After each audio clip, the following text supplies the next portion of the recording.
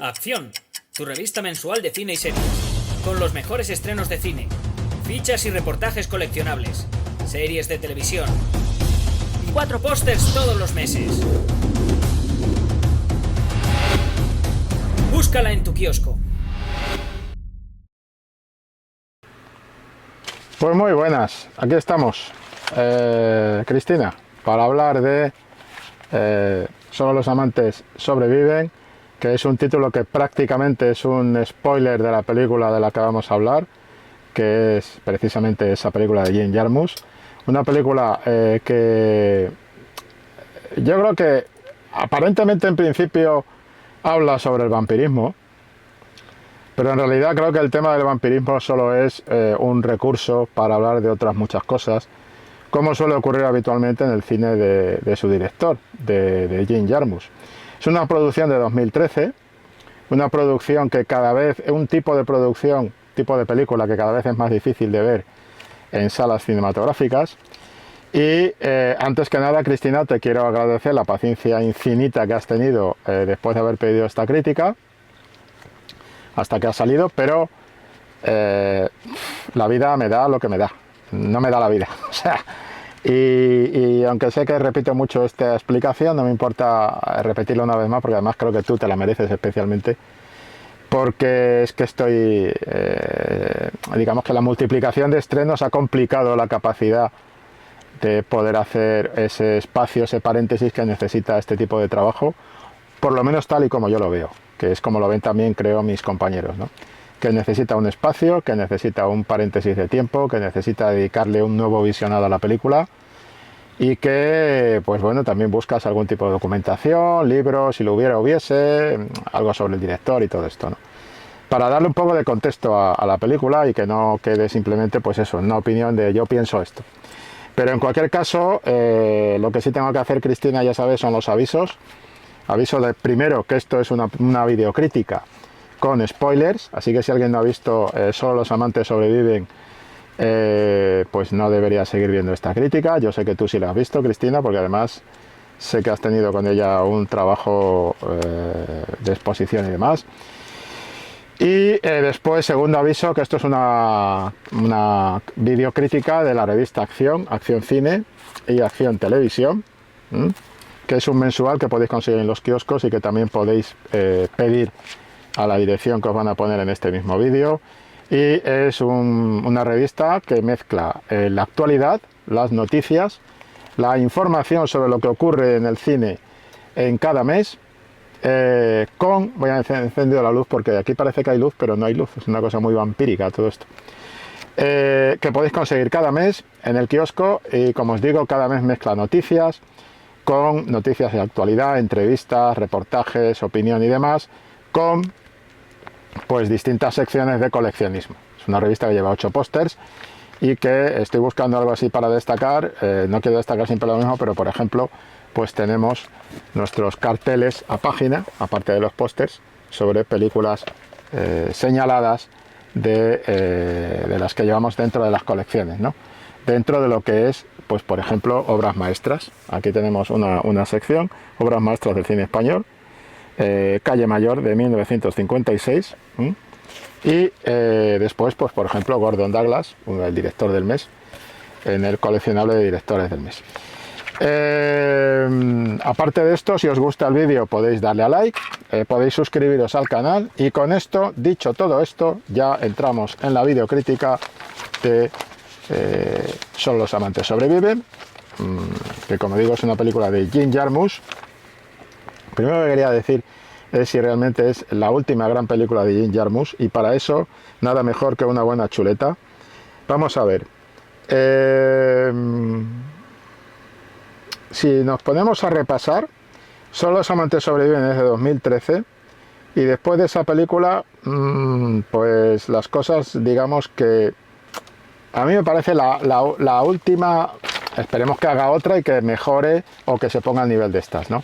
Pero a mí me parece la última película, digamos, destacada de Jim Jarmusch, desde un punto de vista de autoría que le permita hablar de sus cosas y seguir su estilo plenamente. Y la última película con densidad. Se le podría llamar una película, es una de esas películas barra vida, que precisamente sirven para que el espectador o espectadora pueda fugarse de su vida y entrar en la vida de estos personajes. Y además yo la he visto unas cuantas veces, por distintos motivos, porque he tenido que trabajar con ella en varias ocasiones, en distintos foros y demás. Y es una película de la que no te cansas. Es decir, aunque te la sepas de memoria, es una película que una y otra vez te manda una serie de referentes, una serie de impulsos, que, bueno, yo en algún momento es una película casi bálsamo, una película balsámica para el espectador, porque te mete en el círculo, y nunca mejor dicho lo del círculo, de estos vampiros que está expresado desde el principio con ese disco que gira, pero también con toda la manera de definir su relación, que es estar unidos, es como un círculo, ¿no? Siempre las formas circulares dominan con esos planos cenitales sobre los dos protagonistas, casi separándolos, bueno, casi no, separándolos de todo lo demás, apartándolos de todos los demás.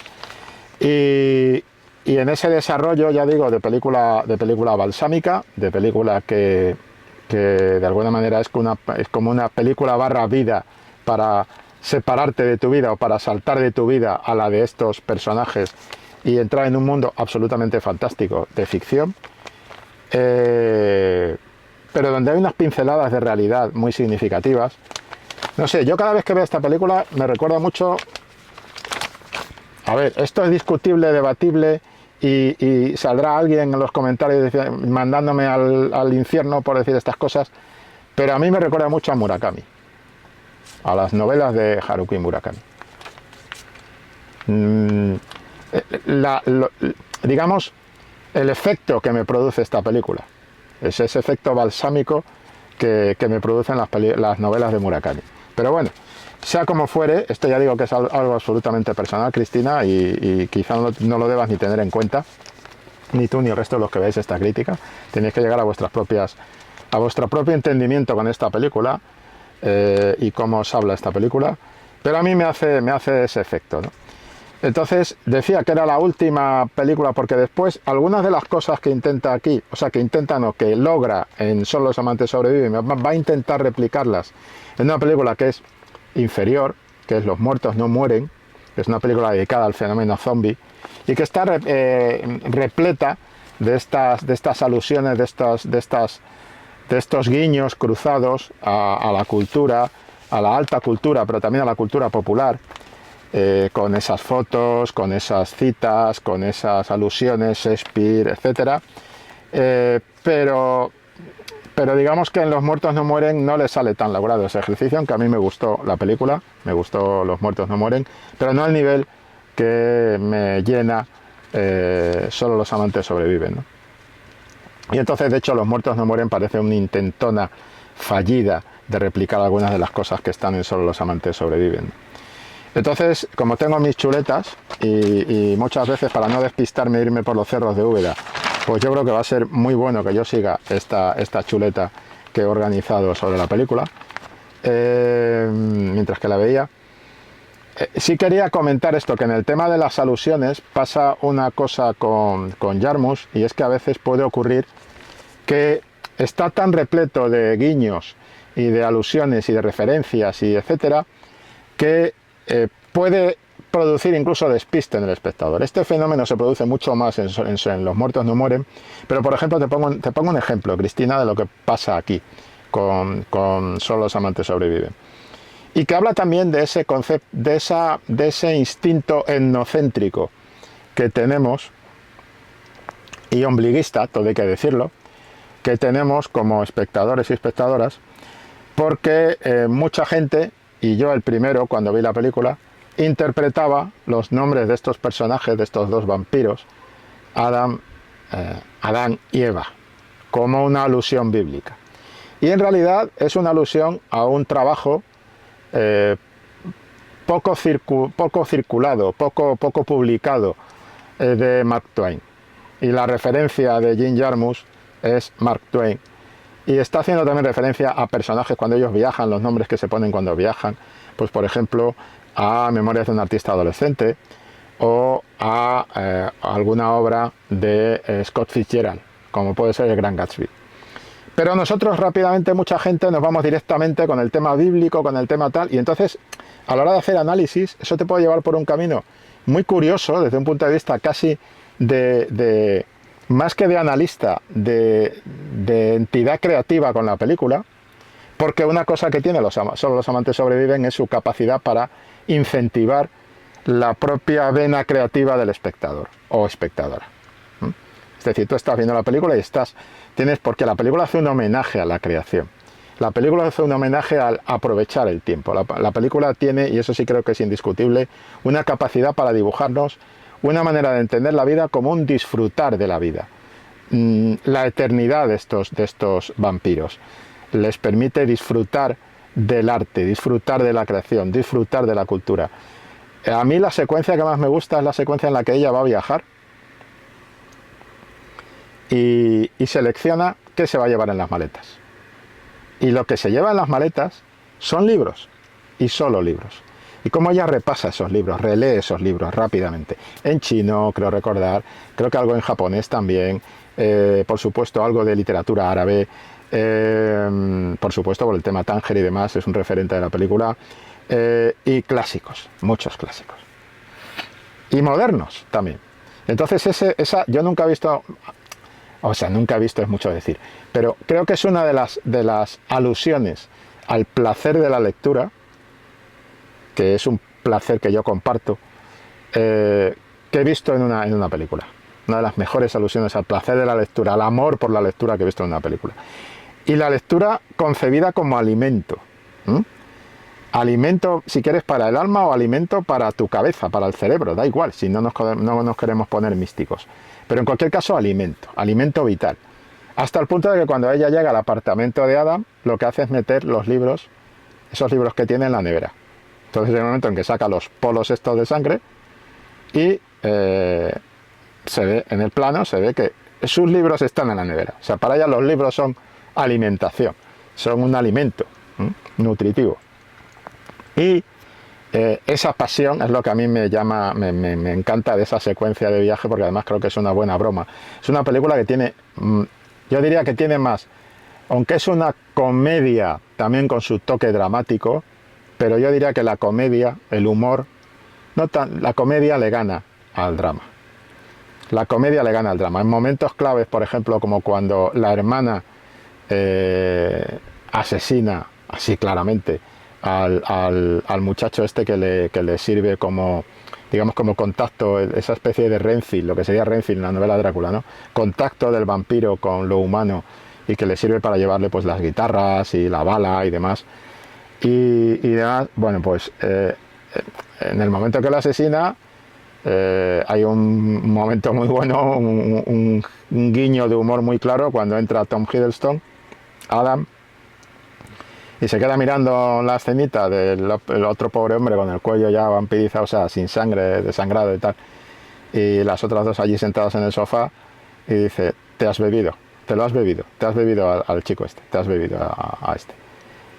Y la manera en la que establece Jim Jarmusch esa relación a tres, de esa especie de familia absolutamente disparatada que forman las dos hermanas y él, y esa cuñada más joven, juguetona, perversa, inmoral, que carece absolutamente de los códigos éticos que ellos han intentado mantener comprando esa sangre para no vampirizar, o sea, para no morderle el cuello a nadie y no andar matando gente por ahí. Ellos quieren pasar desapercibidos entre lo humano y la hermana es todo lo contrario. La hermana quiere imponerse. Esas dos alternativas están muy curiosas, están muy bien expresadas, pero están expresadas en un código de humor. Todo está expresado en un código de humor. Y yo diría que la única parte realmente dramática, aunque son personajes que se están extinguiendo, eso se ve muy bien al final, se extinguen de una manera así, existencialista, pero sin lloros, sin demasiada lágrima, o sea, vitalista. Y el humor es un gesto, un rasgo vitalista. Entonces, igual que el llanto, el lamento, la lágrima, pues es un gesto casi depresivo, que no digo que esté prohibido, que no es eso, no me malinterpretéis. Naturalmente que en algún momento lloras, por supuesto, y llorar puede ser sano, porque te saca todo eso que llevas dentro. No pasa nada con llorar, no pasa nada por llorar. No significa ninguna vulnerabilidad llorar. ¿eh? Pero, pero digamos que el humor celebra. El humor es una celebración, el humor siempre es una celebración, incluso cuando es humor negro, que aquí en esta película hay mucho humor negro, ¿no? Cuando es un humor, si queréis, cínico. Entonces, yo creo que aquí domina el humor. Y el único momento realmente dramático, que es la muerte del personaje de John Hurt, pues tampoco está tratado de una manera muy natural, muy emotiva, muy... Ellos se abrazan todos y te muestra el dolor sin caer en el empacho melodramático o dramático, ¿no? Entonces, estos serían, digamos, lo que decía un poco el código de la película. Y después, pues yo tengo aquí unas notas que voy a intentar seguir para no irme mucho más por los cerros de Úbeda. Como cabe esperar de Jarmusch, lo he dicho antes, el vampirismo solo es un vehículo, es un pretexto para hablar de otras cosas, para hablar del vivir, para hablar de cómo utilizamos la vida, para hablar de cómo utilizamos nuestro tiempo, jugando con esa idea del tiempo desde el principio, ese círculo, ese disco que gira y ellos girando, esa circunferencia, ese círculo que se forma entre los dos amantes, aunque estén separados por todo un globo terráqueo, por todo un mundo, por todo un territorio, por ese vínculo que se establece entre Detroit y Tánger, les mantiene unidos aunque tengan una auténtica bola del mundo entre ellos dos, en el plano en que están hablando con esa videoconferencia, que como vuelvo a decir, es humor, es un gesto de humor, porque ella tiene su teléfono móvil y hace su videoconferencia con su teléfono móvil, define perfectamente al personaje de Eve. Pero él no, él tiene que tener su cacharrito y hacerlo en plan analógico, es decir, él tiene que proyectar, tiene que conectar eso con una televisión de estas antiguas, panzonas. Yo tengo una aquí en la Payancueva, en la que veo las películas. A ver, entiendo muchas referencias que hace Jarmusch a ese juego con lo analógico, ¿no? A ese apreciar, algo que hacen los dos personajes constantemente, es apreciar la calidad de lo vivido, la calidad de lo que ha existido antes, la calidad de la memoria, la calidad de los objetos. Todo objeto tiene una huella que ella puede repasar con los dedos, con el tacto. Un ejemplo muy tonto, pero vamos, te puedes enamorar de un libro por su contenido y también te puedes enamorar de un libro por el tipo de edición que es, por el libro usado. Yo este tipo de cosas me encantan. O sea, este libro ladrillo bolsillo de Asimov, que es Introducción a la Ciencia, este libro usado, este libro que tiene su precio 3,75, este libro que ha sido leído, que entiendo qué les pasa a estos personajes, entiendo qué le pasa a Adam y por qué quiere ver, ver a su amante, su amada, en esa televisión panzona que le habla de la memoria, de la historia y del tiempo que ha vivido, en lugar de enchufarla directamente al ordenador, que sería lo más coherente quizá, ¿no? La película habla un poco de eso, ¿no? Del tiempo, de cómo usamos el tiempo, de cómo usamos la memoria, de cómo en un momento determinado somos capaces de percibir nuestra existencia y disfrutar nuestra existencia. A veces pasa que pasamos por la vida sin darnos cuenta de nada, sin ver nada realmente. Estamos mirando todo, pero no estamos viendo nada. ¿Por qué? Porque somos unos consumidores de tiempo voraces, unos auténticos vampiros de tiempo. Curiosamente, estos vampiros juegan con lo contrario. Bien, todas estas referencias creo que están en la película. Después, el tema de Tánger y Detroit empieza a plantear esa dualidad entre los dos personajes que se complementan uno a otro. Evidentemente ya está representada por Tánger, por la luz de Tánger, las ciudades, siempre Jim Jarmusch y las ciudades. Creo que Jim Jarmusch ha puesto el talento y la habilidad para materializar visualmente ciudades al mismo nivel que puede tener un Wim Wenders, por ejemplo, o incluso en otra línea de trabajo distinto. pues un tipo como Elia Kazan, más estilo Hollywood y tal. Cómo se retratan los entornos urbanos, cómo se retrata la ciudad, cómo la ciudad es un personaje más de las historias de Jim Jarmusch desde el principio de su carrera, y cómo es curioso porque estas ciudades están retratadas desde un discurso, igual que tenemos otro gran retrato de ciudad en el principio de los 400 golpes de François Truffaut, es como un discurso de la ciudad completamente diferente al que suele ofrecernos el cine más convencional, por decirlo así. El jugo que le saca a ese Detroit abandonado, a ese Detroit que según ella explica en algún momento volverá a florecer porque ahí hay agua y cuando se seque el resto del mundo la ciudad volverá a florecer. Ese tema de la memoria en Detroit, esas manadas de perros salvajes que van por las calles, esas ciudades completamente, esos edificios completamente abandonados que parece que tienen ojos y bocas y que a mí me han recordado un plano que hay en Nosferatu de Murnau. Y aquí digo, a mí me han recordado, no se me ocurre decir, y es una referencia de Jim Jarmusch, no, yo digo que a mí me lo han recordado. Me han recordado un plano de Nosferatu, del Nosferatu de Murnau, en el cual se ven, en dos planos, al principio de la película y en el desenlace, se ven esos edificios que parece que cobran casi esa vida que tenía en el expresionismo alemán los objetos, esa vida que tienen los objetos, y que parecen como por un lado parecen nichos de cementerio, y por otro lado parecen ojos y bocas que te están mirando.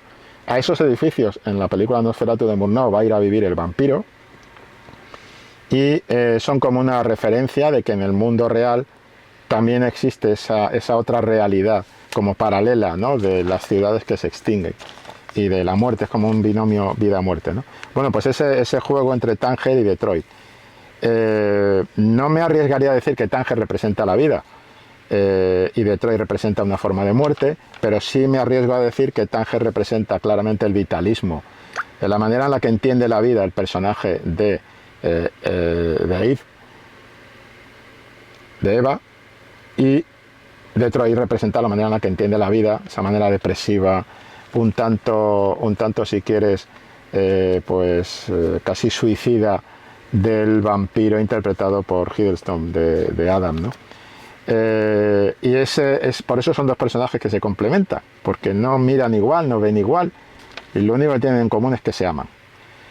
Aparte de ser vampiros y de la eternidad, pero de la manera en la que utilizan la eternidad es completamente distinta. Ella disfruta de la eternidad, de cada momento de esa eternidad, y Adam, sin embargo, casi sufre con cada momento de esa eternidad, lo cual es otra forma de disfrute para él, porque ahí hay un puntito gótico muy claro, y de hecho se cita poetas, Shelley y demás, en el entorno de Adam, ¿no? Entonces, esa dualidad, esa complementación entre los dos, él está apegado al pasado, ella está apegado al presente, él se representa, de alguna manera tiene un objeto significativo que son los instrumentos musicales y esa música que él compone y demás, pero sobre todo esos instrumentos musicales, esos planos de guitarras que hacen que te enamores de esas guitarras como el personaje. Están muy bien definidos visualmente, pero también muy bien respaldados por guión, con ese plano sobre las guitarras, abriendo las guitarras, como mostrando como si fuera casi una especie de seducción de casa de empeños para el espectador. Y después ella se representa su objeto significativo con esos libros y demás, ¿no? ¿Y qué representa la hermana? Pues hombre, la hermana representa el caos. La hermana representa el caos, representa un puntito, una pincelada nihilista, si se quiere, en el relato, de protesta contra la eternidad, pero una protesta, si se quiere, juvenil, adolescente, de estar todo el día absolutamente egoísta y haciendo lo que le da la gana. Y cuando no le dejan hacer lo que le da la gana, pues monta un pollo y les dice, pues eso que les dice al final, que eso es una pincelada también de humor, es una frase absurda, dice, jodeos los dos. Jodeos el uno al otro, y se va con sus maletas en mitad de la noche, ¿no? Es un personaje divertido porque es un personaje con el que ellos están soñando y que parece un personaje amenaza, que tú dices, caramba, a ver qué va a pasar con esta muchacha, a ver si esta muchacha la va a liar y es un elemento de caos y aquí va a haber una... No, hay una muerte, hay tal, pero es un factor de caos que Jim Jarmusch trata, como digo, dominando desde un punto de vista humorístico dentro de ese relato, ¿no? Y después tenemos la manera en la que ve la eternidad de ese otro personaje, que es yo creo que es el gran vampiro, el que de alguna manera, el vampiro de John Hart es el que está por encima de todos ellos. Y es un vampiro que ha visto mucho más que todos ellos. Y es un vampiro que está vinculado con ese juego de esa especie de teoría sobre quién era realmente, quién escribió realmente las obras de Shakespeare, sobre si este personaje pudo en algún momento adoptar el nombre de William Shakespeare después de que lo mataran. Todo este juego que se establece con el personaje de John Hart, con Christopher Marlowe, pues forma parte de todos esos guiños, como todas las fotos que tiene en la pared, donde vemos a Edgar Allan Poe, pero también vemos otros personajes. Las fotos que tiene en la pared, o las alusiones a los científicos, a Tesla y demás, Copérnico, Galileo, que hace Adam al principio de su encuentro, de su reencuentro, mejor dicho, con Eva, perdón. Y lo que hace Jarmusch, pues es un relato que aparentemente sería depresivo y de la decadencia, con todos esos paseos por la noche por la ciudad de Detroit, esa ciudad de Detroit que se va muriendo, que se ha muerto de hecho, y esas luces que hay en algunas casas, pero en otras se ve la oscuridad, etcétera. Y los problemas de la muerte, el problema que tenemos para tratar con la muerte, en este caso a través de la inmortalidad, ¿no? La muerte y la decadencia. Es una película que habla mucho de esto, pero me gusta mucho cómo lo hace porque...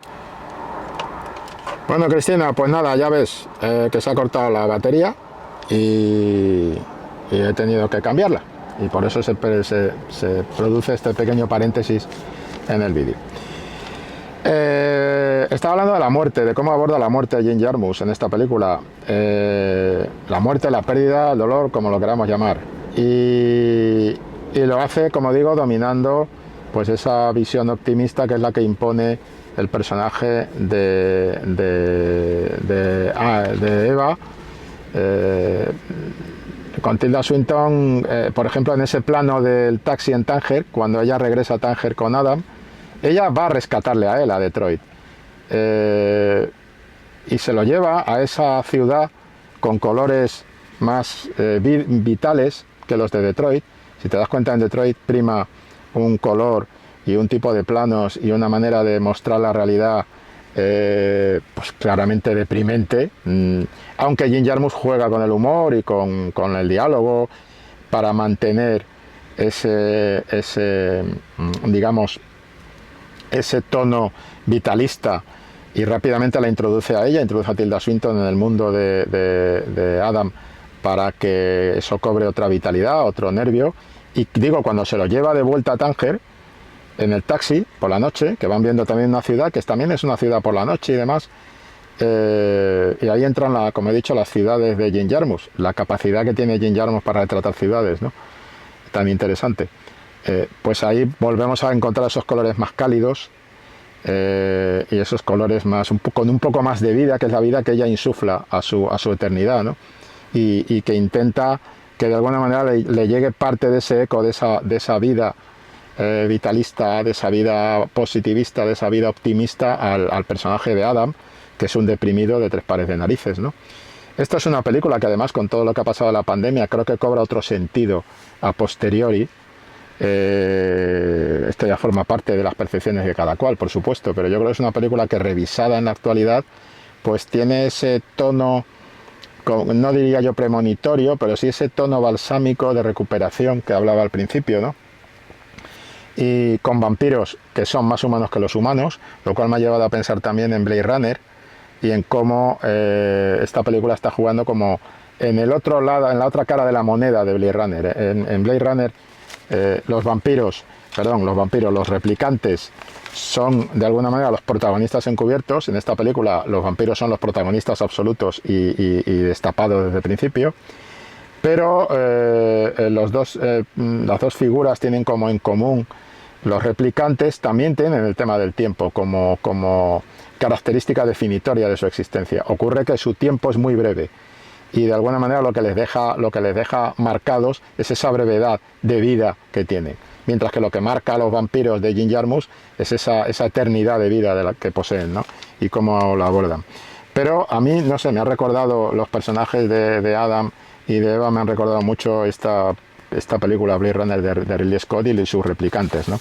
Y como digo, la manera en la que aborda la muerte pues es una manera de carácter tirando a optimista y demás. Después tenemos el tema del movimiento, del ritmo y del tiempo en la película, es el tiempo vampírico. Curiosamente también era el tiempo de los replicantes en Blade Runner. Aquí tenemos el tiempo vampírico. El tiempo vampírico está marcado por montaje, está marcado por ese arranque con esa existencia circular del disco, como va girando el disco, pero también está marcado por la música, por todas las formas de música que aparecen en la película y por todas las variantes musicales que aparecen en la película, ¿no? Y de alguna manera también está marcado por los colores. Los colores también marcan un tiempo en el recorrido de estos personajes que van imponiendo su propio tiempo al relato, su propio tiempo eterno, ¿no? Digamos que el tiempo, digamos el plano que hace que te enamores de las guitarras, también marca una vinculación con el personaje de Adam al principio de la película, y entonces al principio él tiene más tiempo que ella, pero en el momento en que ella llega a cruzarse con él, empiezan a convivir en un tiempo común de los dos, pero al final, en el tercer acto de la película, digamos que el primer acto es de Adam, el segundo acto sería de los dos juntos, con la hermana añadida, y el tercer acto sería totalmente de Eva en Tánger. Esto está por localización también muy marcado en la película. Como digo, el ritmo de la vida de los vampiros está marcado por el disco girando, por el círculo, por el montaje en paralelo de ellos dos al principio, como la vemos a ella en Tánger y a él en Detroit en un montaje en paralelo, y por el tema de la cámara, el tema de la música, ¿no? Que la sigue a ella, el tipo de música que la sigue a ella en Tánger y el tipo de música que le acompaña a él en Detroit. Esas músicas funerales que él crea y demás, ¿no? Y el juego de eso que decía antes de Murakami, que decía al principio, ese sentido de la eternidad, ese aburrimiento que le produce a él esa eternidad y no a ella, como ella la vive plenamente y como ella pues le habla de eso. En realidad esos hongos, esas setas que aparecen cuando no tienen que aparecer, casi son como si ellas estuvieran mirando en un espejo, como si ellos dos estuvieran mirando en un espejo. Esos no les toca estar ahí, pero ahí están antes de tiempo. Y hay una frase de la primera novela de Murakami, Escucha la canción del viento, donde dice: claro que envejecer no es tan duro si te mantienes receptivo a aprender lo que sea sobre cualquier cosa. Cuando vemos a Adam tocando el violín, en ese plano que tenemos de Adam tocando el violín, cuando le vemos haciendo su música, cuando la vemos a ella con ese recorrido por los libros, que ya he dicho que es mi secuencia favorita, es cuando nos damos cuenta de cómo aprovechan cada uno su capacidad para ser eterno, su eternidad, su vida, ¿no? Y los Amanita Muscari pues son esa representación de esos personajes, esos hongos que no tendrían que estar ahí, que están fuera de época, fuera de temporada, pero que están ahí, que es un poco lo que casi una referencia a lo que les pasa a ellos, ¿no? Como a ellos se les va acabando un poco esa época y tal. El tema de la ansiedad y del estrés, de cómo los zombies, los humanos, han envenenado su propia sangre y su propio mundo, incorpora al relato pues una especie de yo diría que pincelada más que discurso, de reflexión breve pero contundente sobre la ecología y sobre cómo nuestro mundo se está destruyendo, que también encaja en cierto modo con el tema pandemia y demás, y digamos todo el acompañamiento de esa idea de que el 82% de la sangre humana es agua, y lo que él le pregunta a ella: ¿han empezado ya los zombies, los humanos, las guerras del agua, o todavía están en las guerras por el combustible, por el petróleo? Y ella le contesta: ya han empezado las guerras del agua. Bueno, pues todo esto también nos remite a que de lo que nos habla la película es de esos vampiros más humanos que los humanos, así como esos replicantes más humanos que los humanos. De lo que nos están hablando, como pasaba con los replicantes de Blade Runner, es de algo que nos interesa, que nos toca directamente a nosotros, y esa es esa cualidad que tiene la película para ser ese tipo de película que decía yo, película vida, para tomarte un descanso de tu propia existencia, ¿no, Cristina?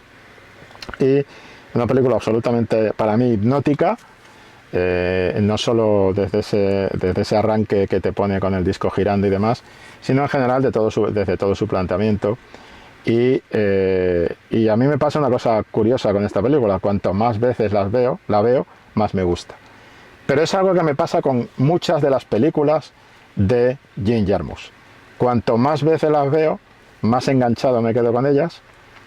Siempre descubres cosas nuevas, y es algo que me pasa también son películas bálsamo, como decía antes, tipo la narrativa de Murakami, ¿no? Los relatos cortos, que también Jim Jarmusch juega mucho con esa baza. Aquí no tanto, pero en otras de sus películas sí juega con la baza del relato corto, ¿no? de la brevedad del tema. Creo que es una película poética sobre cómo aprovechar nuestras vidas.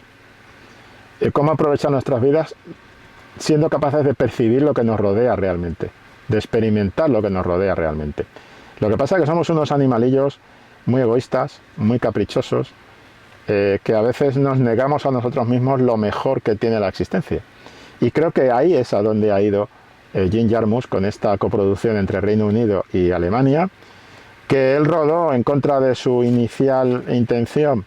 Él quería rodarla en película, en cine, pero acabó rodando en digital, algo que no le gusta demasiado, o sea, acercándose al digital un poquito, pues porque bueno, es más barato. O sea, le resultaba para el tipo de presupuesto con el que contaba.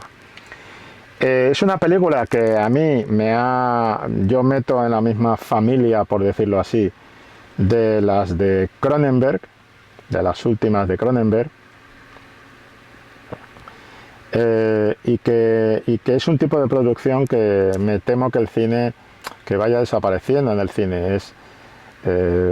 Espero que no. Creo que hay reivindicaciones de este tipo de producto cinematográfico continuamente en el cine independiente, en el cine más humilde, si se quiere, en el cine con menor presupuesto, y es que además creo que este tipo de historias tienen que habitar en ese tipo de cine, porque no pueden hacerlo desde una gran producción. Y no estoy pensando en cosas de estas comerciales y tal, estoy pensando en un Scorsese. La última película de Scorsese es una superproducción. Y va a plantear intrigas, y va a plantear conflicto, y va a plantear temas humanos. Y por supuesto que nos va a hablar como personas, pero está siempre envuelta en ese concepto de la gran producción. Creo que estas películas tienen que ser de corte más intimista. Hay un cariño en toda la decoración de Solo los amantes sobreviven, en toda la manera de construir ese mundo, esa vida, que es lo que hace que sean películas barra vida, porque nos meten en la vida de esos personajes a través de esos elementos. O sea que solemos hablar de actores, solemos hablar de dirección, solemos hablar de puesta en escena, pero ojo con la decoración de esta película, y aparte de esa vida que tienen las ciudades, cómo esta película vibra y vive y respira a través de esos decorados, de esos interiores que son fundamentales en el cine de Jim Jarmusch. Y esto a mí en el cine de Jim Jarmusch siempre me llama mucho la atención, sobre todo pues en sus primeras películas se veía con muy poco dinero, por ejemplo, Vacaciones permanentes, por ejemplo, Extraños en el paraíso, Bajo el peso de la ley, Café y cigarrillos, Mystery Train. Es decir, todas estas películas son películas que habitan en interiores, que habitan en decorado, que habitan donde el decorado es fundamental para entrar en esas vidas. Lo que creo que hace Jim Jarmusch con su cine es lo que hacen los grandes directores, que es abrirnos una puerta y dejarnos entrar en las vidas de otra gente. Creo que es lo que hace Murakami, creo que es lo que hacen muchos otros escritores, y creo que hay escritores y directores y directoras, es lo que nos hace vivir, o nos hace vivir estas historias a un nivel que hace que sean historias inagotables, que es decir, que puedes verlas muchas veces, porque siempre es como jugar, digamos, a entrar en esas otras vidas, ¿no? Y es como reencontrarte con unos viejos amigos, estos personajes. Y eso lo propicia el cine de este tipo de directores, que creo que debe de seguir estando en la cartelera, porque además, insisto, es muy necesario este tono además optimista que transmite la película, este tono vitalista que transmite el personaje de Tilda Swinton. Creo que es muy interesante para nosotros como experiencia cinematográfica, o sea, que salgas del cine habiendo descubierto algo, habiendo pensado algo que tenías ahí pero que no habías pensado con suficiente interés, y descubriendo ese tocar la vida, lo que es tocar la existencia. ¿Tocamos la existencia realmente? Eso creo que es lo que nos plantea la película. Bueno, lo voy a dejar aquí, Cristina. Ha sido un placer ver esta película. Gracias por pedirla, gracias por tu paciencia, gracias por todo. Y nos vemos en otra. Hasta luego. Acción, tu revista mensual de cine y series. Con los mejores estrenos de cine, fichas y reportajes coleccionables, series de televisión y 4 pósters todos los meses. Búscala en tu kiosco.